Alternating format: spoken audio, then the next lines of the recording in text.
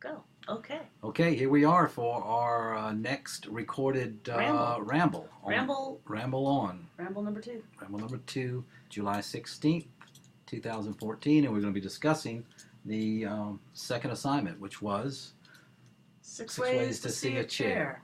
We're going to talk about kind of some of the strengths that came out and some of the problems that came out. We're just going to go through the blogs and some of the solutions. Some of the solutions, some of the problem solving that came out. So we're going to ramble on because that's the kind of people that Calvin Burgamy and Nell are here at Agnes Scott College. We're ramblers. We're ramblers. And we ramble on. We ramble.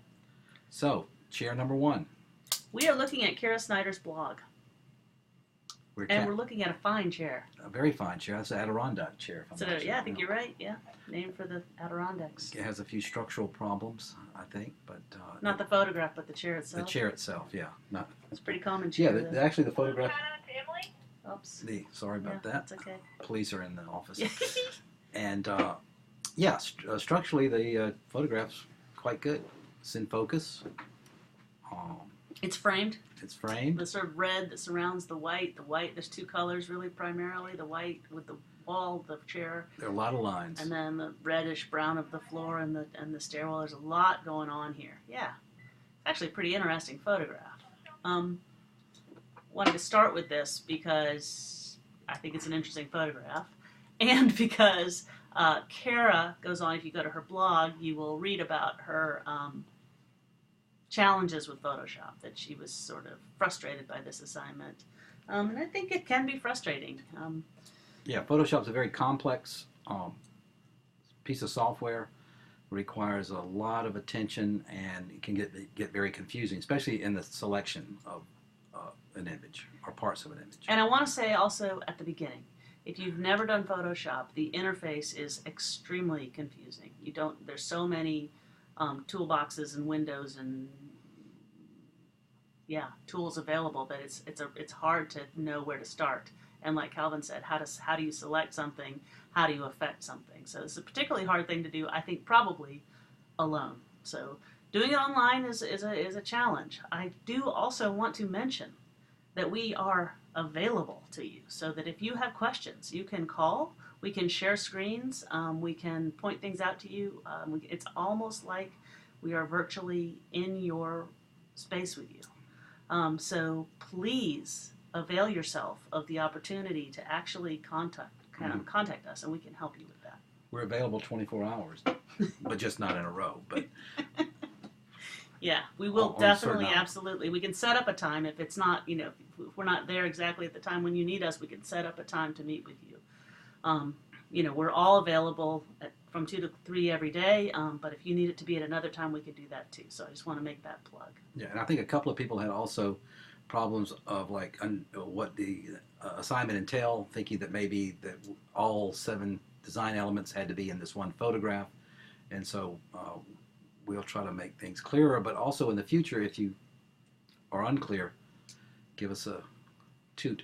Give us a ringy-dingy. A ringy-dingy.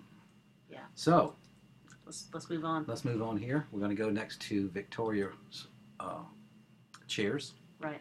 So this is answering the assignment. The assignment was to make 6 different images, thus the title 6 images of a chair, 6 views of a chair. So here are 6 views of a chair, each one highlighting one of the design elements that were delineated in the worksheet. And so of particular note in Victoria's work, can we click on that and make it bigger? No. Yeah. Yeah, there it is. Is her piece on, well, let's see, what do you think? Which element is this? I'm going to guess color. Yeah, I'm just going to throw it out there. Seems like a wild guess, but this is what I'm getting at. This is what we were getting at with the assignment, is to do something that was irrefutably the unifying principle or element in the image. So as soon as you look at this, you could look at this from across the room and you would say, color, And so that's its primary raison d'etre. How did Victoria do this? She must have used some kind of a inversion tool or color enhancer, one of the filters. Or hue and saturation, And we don't know color. exactly what she did, which is, I want to bring up another reason for using your process log, because I would like all of these to be annotated. It would be wonderful if she could have put next to this, okay, this is my piece about color, and here's what I did to get here. Yeah, and we have an example of good annotation in another one, another student's blog coming up. But yeah, annotation just means writing something about that particular picture right underneath that picture. Right, so that photograph. We get the connection between the two. Yeah. But this is a fabulous picture. This image is just wonderful. I mean, I just get lost in it. It's psychedelic. You know, it's not real color, so it takes this whole image into another plane. You know, I have a sense of fantasy about it, a sense of fun. And whether it was happenstance, I mean, you had to have had some editing hand in this, but the polka dots on the back of the chair just are so playful and so beautiful. The little green guys on the very left-hand side, and the play between the magenta and the orange, and the value range across the back of that chair alone, talking to the flat shape of the seat, that circle that happens on the seat of the chair, and then just the complexity of the surrounding image. That guy just really became alive with the application of emphasizing color within that image. And I think the color too, it does emphasize other aspects by taking it to this extreme look. I mean, you see these shapes, the rugs in the background, the rectangular rugs, the shapes of the grain and the wood floor. In the circle of or near circle of the seat back as well. So it doesn't mean that by you picking color that it eliminates all these other items, elements of design. Yeah. You know, I think some people may have struggled saying, is this a line or is this a shape? You know, I mean, they all have a little bit of each in there, but we're just trying to highlight one. And if you remember from the lecture on elements, I mean the presentation on the elements and principles of design, we talked about that it's you always have everything present, right, in some form, but typically one thing will really rise to the surface as the thing that you want to focus on that unifies the image. And in this one, it's just no doubt that it's color. Yeah, and also speaking of the video on elements of design, it would not hurt each and every person to watch it 2 times before we start this next assignment, or anywhere down the line to refer back to it. I'm sure there are parts that are going to be more applicable to different things, but it's something you always want to keep in mind. Okay, shall we go to the next one? Yeah, let's go back and let's go to the next one. Go back? No, let's go to the next one. Go to the next one. Let's go back for a second. No. That back? No, back from the chair. So back from the chair. Color, I see. Yeah. Back arrow. Gotcha. Okay, and then I wanted to talk about that one. Okay. And I think that was Victoria's favorite, if I recall correctly. The one she picked out. The one. Let me just. Yeah. Yes. All right. There it is. Now I'm not sure which is this shape. I'm not sure.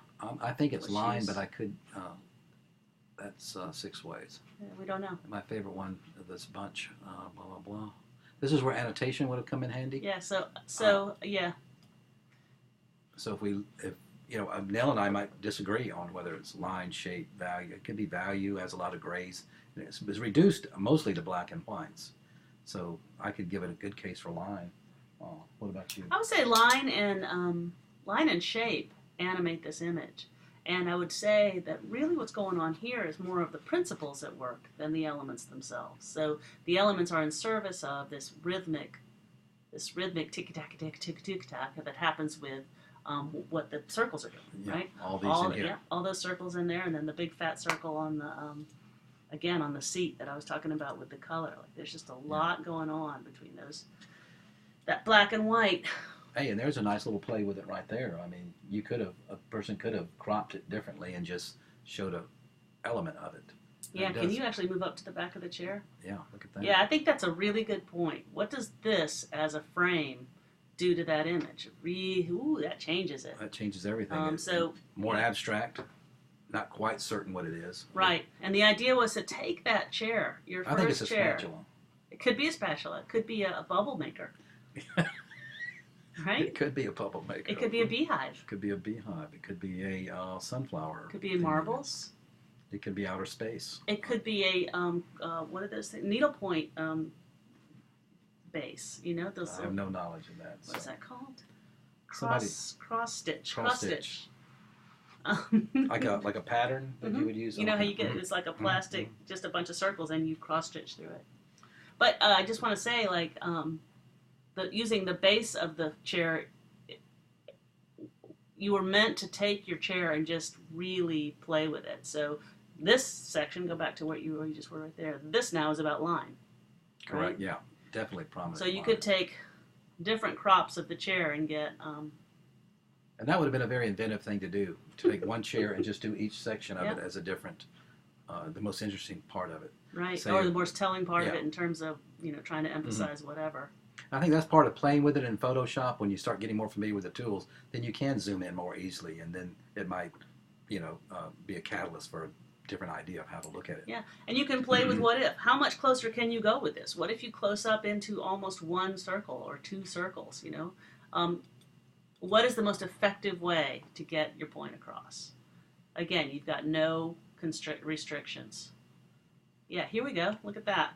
Whoa. That's cool. That's space right there. Yeah, time. man. That's space and time. Oops, wrong one. So this just using my command and plus and minus keys on the keyboard of my computer. Yeah, and frankly, you could then just do a screenshot if you Absolutely, didn't even want to use that would Photoshop. be cool. Yeah, yeah. If you have a Mac, if you zoom in, let's zoom in again that way. Somehow, I'm going to Command plus. Command plus or Yeah. Control plus on a PC. Yeah, and it's different on a PC, but I do know on a Mac. If you do Shift Command 4, you can then get this little sight and drag it across some area of the screen, and then just let go. Click, hold, and drag. Let go, and you'll have a screenshot on your computer. Which is a really great way to make sketches, right? You want to play with what you've got and just save a bunch of files, and they just work as a sketchbook, right? So you've got all these different studies of what you could use. Then you select one, to represent, and you upload that. But you can show everything on your process log. Yeah, and also in Photoshop, speaking of zooming in, the Z key, and I think I mentioned that on a short recording that I did. Hit the Z key and then start clicking on that image, and it'll start zooming in. And you can do a screenshot within Photoshop as well, and then open it up in Photoshop. So the other thing you can do is if you're in Photoshop, you can crop it and save as. Save as, yeah. You so save as a million times, so you never lose an image. You just keep gaining. That's a very good point. Don't lose your original image. Save as. Matter of fact, as soon as you open up Photoshop, if you do save as, then you can do whatever you want, knowing you have that original image. All right. Thanks, Victoria. Okay, Rafa. Rafa took a chair, his comfy chair, I believe, the chair he sits in to relax in and read and watch television, etc. And I believe he used a liquid filter on it. That's what it looks like. So it almost, if we were to zoom in on part of this, you would pretty soon lose exactly what it is. I don't seem to be able to zoom in on this one, but you get the idea. If you just did this area in here, that gives you a whole different image. Yeah, so if you're talking about texture, you could zoom in on a piece of texture, and you've abstracted it. It's no longer a chair, but we don't care that it's a chair, right? We know it's a chair because the title of the piece is 6 Views of a Chair. And also, probably we would recognize the texture as something that could be of a chair. So this is another way to just play with the ideas and play with the filters to get a sense of something else. Right. I think probably one, just to guess, you never know exactly what technique was used on this, but probably he selected the chair because you notice the light and the wall on the left side of the screen aren't affected by the liquefaction or the whatever filter you use. So that can keep parts of it that look normal and the other parts that look strange. Right, create that contrast and create emphasis through that. Yep. Yeah, you're right. The computer's not liquidated. It did not liquidate the light. The light is still there. Okay, so here we go to Carlisa. Carlisa, yeah. I think I'm finally getting to pronounce your name correctly now. Carlisa, we hope that we're saying your name right. If we're Carlisa, not, I will say it check both in with ways. us. Yeah. Okay, and Carlisa, formerly Carlisa, perhaps to go back to Carlisa. now, and Carlisa. Carlisa, also wrote a very nice reflection on her photograph, which she, I think, also thought that we just did one photograph with all elements in there. Right. Carlisa struggled with trying to make a photograph that had every element highlighted, which I am actually surprised at how successful this image is. Can we? First of all, I want to say read her blog. She's a good writer, and it's interesting reading. And now let's see if you'll. Let's see if we can click. Oh, can we? Well, let's see. Maybe if you click on that, the left. 6 ways. Well, let's see if we can't zoom in. There we go. Yeah. Can y'all see that better? Just nod. Can't hear you. Yeah. Come on now. Anyhow, Well, you know what I like about this image is that it just creates a mystery. drama and mystery. It's the only object in the frame, right? But it's not in the center, and I can't hardly see it, right? So it's got this huge. I mean, really, what this is about is the shadow that's sort of engulfing it. And what's interesting, and look at it a second time, is there's a shadow within a shadow. You actually see the shadow of the chair against the wall once you keep, as your eyes adjust to the image. Yeah. And Carlissa talked about the lines and the shapes in it. She spoke of the triangle in the top left corner, and also her technique, I think, was she was holding the lamp up, trying to cast the shadow or provide some stream of light on there. So she was working hard to get all these elements in there. Yeah, I think Carlissa was really inventive with how she took this image, and I really think it works. It's a striking image. I almost want to hear the story. You know, what next, or what just happened, or what is absent here. I'd also like to see some of the images that didn't work, or what she thought it may not have been as successful as this one. Right. So like a contact sheet, and maybe we'll speak about that in some future time. Yeah. Yeah, well, that's partially what you can do in your blog, right? In the workings, showing us the workings. Process blog. In the process blog is to show us all the stuff that didn't work, right? Absolutely. So we've got sort of the finished post, which is 6 views of it, titled 6 views of a chair, and there it is, and your sort of reflection. But then another post, or more below, or something else that shows us all the stuff that you didn't use, or the ways you got there, or the work that went into it. And the work that went into it. So good job. Take a look at Carlissa's. Carlissa, could you tell us how to pronounce your name, please? I'd feel better about it. So, moving along. And the other thing I want to say is, I'm hoping that we can move along. I'm hoping that you'll all be reading each other's blogs, be familiar with what each other are doing, and give each other input, because this is one of the ways that in a virtual class like this, we actually feel connected. Somebody's looking at your stuff, ooh, somebody's looking at my stuff. I hope my stuff is up to snuff. Feedback is good. Feedback is bueno. And speaking of bueno. So now that we're in Miami. Now we're in Miami. So this is Ana Hernandez. And her 6 ways to see a chair. I believe the bottom chair is the original, Let's click perhaps? on the original. Does it show up? There it is. Yeah, and I think this is an interesting photograph too, just for its division. So it has this lovely, warm, cool division just in the way that it was shot. Lower half is all this kind of warm ochre color, and then the top half is this cool blue color. The bottom half is also very close and front and center and simple. The back is very complex and full. And I think that's outside, inside. There's a lot of ways to sort of talk about the way this photograph is composed. The foreground is home.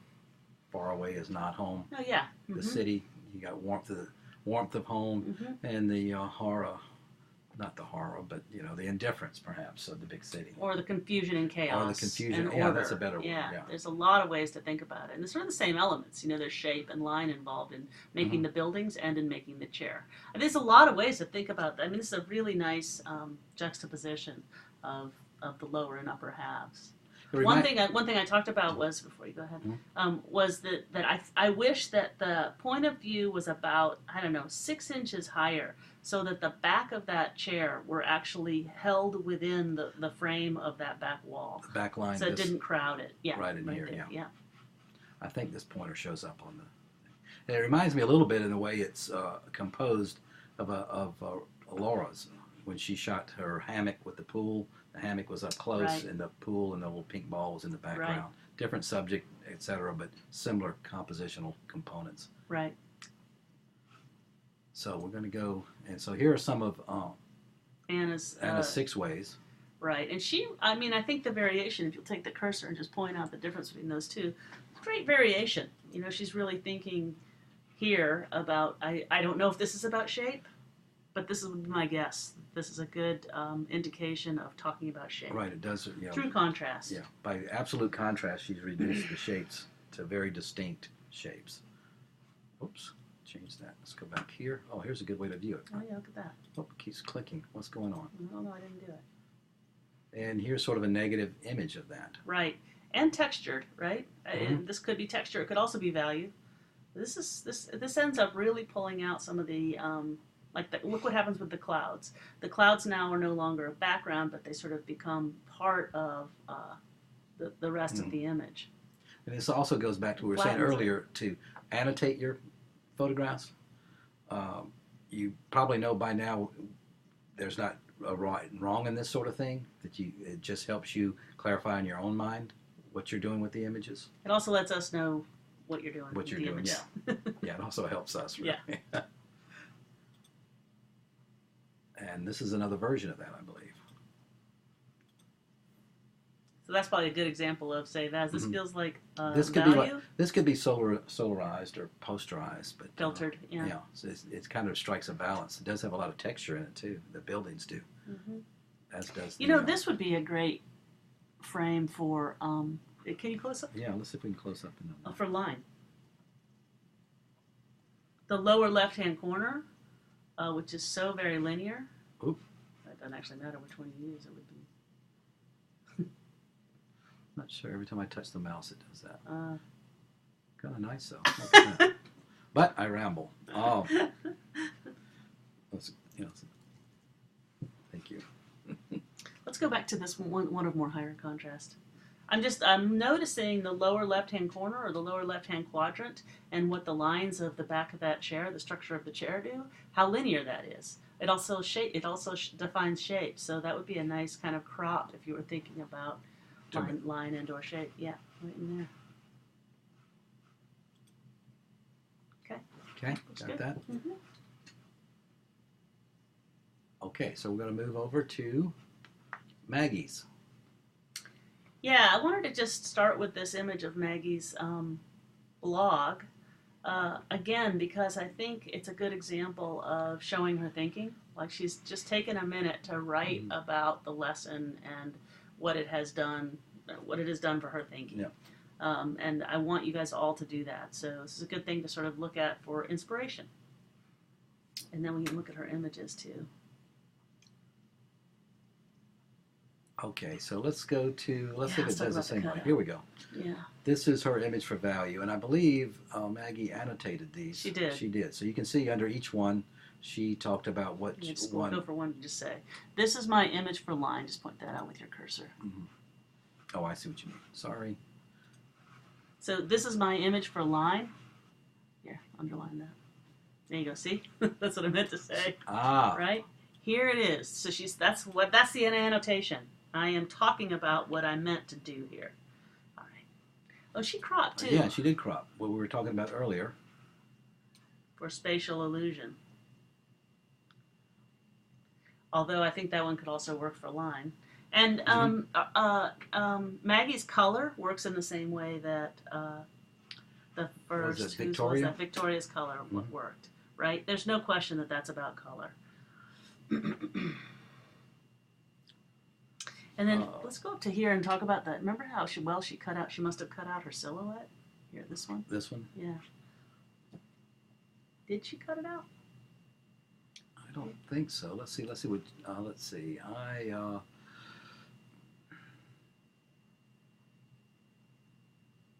Post-rest. Yeah, the chair I chose took a while to cut out, perhaps. Yeah, she did. Oh, so she made a mask. And, she'd somehow selected that chair in order that chair. So make it big so we can just see that. She did an incredible job of isolating this chair from its background. I guess she made a mask. We'll have to ask her. Did you, Maggie, make a mask? Maggie, yes. Or somehow isolated the shape and by isolating the shape was able to affect what is the chair against that's a good one. Against what is the background. You can see how carefully she had to have. She probably spent some time doing that. Oh, look, go back one. point that out. She missed. You can see she missed where that leg goes back. See that? Oh, right here. Yeah. Yeah, one small area. Okay, so what that does is it indicates to me that, yeah, she did isolate all those pieces. Yeah, either by masking, which is a whole Right. different idea in Photoshop, or by being a very Just by careful selector. selecting a path. Really incredible work. Nice job. Yeah. Okay, so now we get to Laura. I love this one right here, though. This is the one she chose as shape. Yeah, and it's the one I would choose as shape. And I believe, if I remember from reading her process log, that she selected the chair and then just deleted it. So that's right. leaving nothing but the black background, which was, in Photoshop you have a choice of backgrounds and it defaults to being black. But so by selecting the chair and then hitting Control X or Command X, whatever it is selected just vanishes. The other thing It's like you a could have miracle. done there, it's like a miracle. The other thing you could have done there is fill it with black. Could have filled it with black. Or fill it with whatever. Mhm. And there's the thing about Photoshop is there's a million ways to skin a cat. You can do something Absolutely. in many, many different ways. But go back to the shape one. The thing that I want to talk about here is that there's just no question that that's about shape. And what's interesting to me about it is we're talking about a chair that isn't there. Like, here is a picture that focuses on and frames a chair that isn't. So it's the presence of absence, which I think is a really beautiful concept. Wow, and so it could be confusing, the presence of absence. The presence of absence, yeah. Mm-hmm. That's worth not jotting down. It's worth Art not 160. jotting down. No, I was.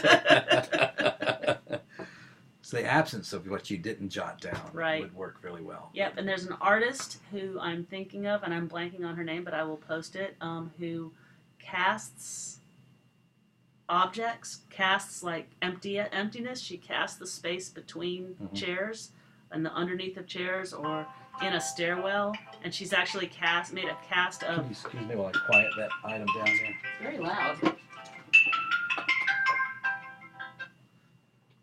Sorry, class. Telephone. Incoming call. Yeah. Okay, so Anyway, she casts the absence, the place that isn't.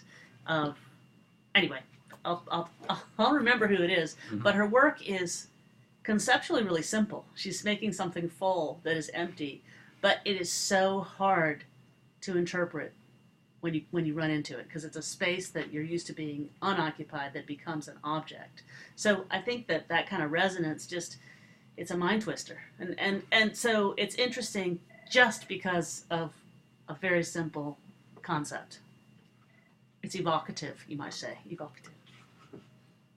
So, thanks, Laura. Thanks, Laura. Or Rory. Rory. We'll do it with her texture too, I hear texture. which she talked about having trouble with, but I think this feels very textury. Feels very textury. You really, that plaid, it looks rough. You can feel it. And I like the fact that the texture goes from the actual texture of the image, of the cloth, and onto the wood. So it really gives you a sense of texture over the whole image rather than just the object itself. And actually, the background looks a little blurry as well. Like So it, she may have like done she a- softened the background up Yeah, as well. so she probably did a selection as well. Did you do that? Did you soften Did you, the Rory? background? Did you blur the soften it? background? Did you blur it? Okay. So now we go to Melissa, who's been experimenting with All kinds of stuff. All kinds of stuff. Yeah, I call her an experimenter. Yeah, she has been. She found an app that scans negatives called Lightbox app. I believe. Lightbox app, yeah. Yeah. So if you have an iPhone or an Android, you can download it for free and scan a negative if you have a negative. But the reason that she wanted to scan a negative is that she found an old camera that took Correct. 120 or 100 film. 120, a similar camera 120. to the one Vivian Meyer uses. Right. You know, And she's it's been just experimenting with that, so she's done some actual outside the film box work. Yeah. outside the box, outside the camera obscura. Okay, outside the dark box. Outside the dark box with the light. And I talked a lot about This particular shot right yeah, here. this shot. I think I did that on the. I don't know where I did that. Maybe it was a comment. I think it was on on the her previous. blog. I think it was on the previous Ramble. Oh, it's on the. Oh, that's we right. We talked it's on the about previous, that she reduced it to just its shape. Here, I think she's done. Actually, the original is this one, I believe, because Yeah, it that's had right, this that's sort the of texture, model right. floor. And here, she set up her shoot with a background. And Yeah, can we first talk about the background? Mhm. So let's see if the we can- background is, in my view, sort of funny because I think the idea of having this continuous background is really wonderful. But what she was trying to do is actually remove the texture. But as you see, it increased the texture. It increased the texture. It gave it an all-over texture, which I think is, I think it's really interesting.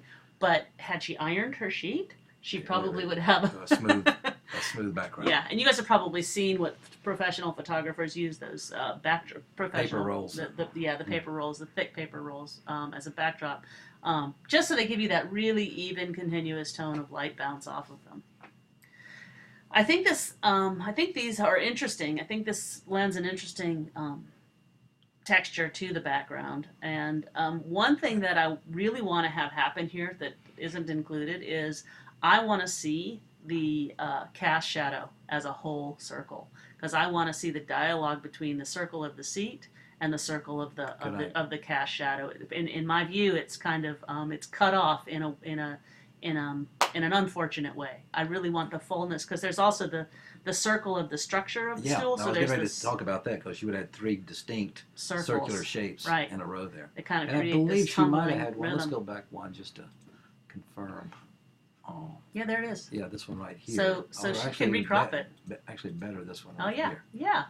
So yeah, you could take this one and recrop it. You could also in Photoshop take that and. You could take that, and you could clone tool it. You might want to give a demo a little on clone, cloning. Yeah. Or healing brush, or any one of those. Something in here that could just pick up this, so that you don't, so you could then crop it. You know.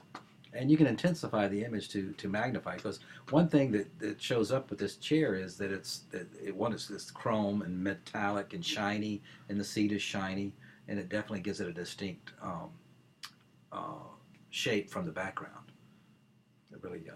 So we might actually want to do a demonstration in Photoshop with this exact image. So you could show how to fill that in. You could show how to blah blah blah.